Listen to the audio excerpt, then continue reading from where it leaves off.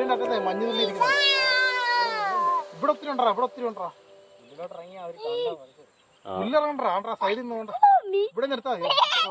Macro എടുത്താൽ മതി. Macro കൈ പുല്ലിന്റെ അറ്റത്ത് മഞ്ഞ്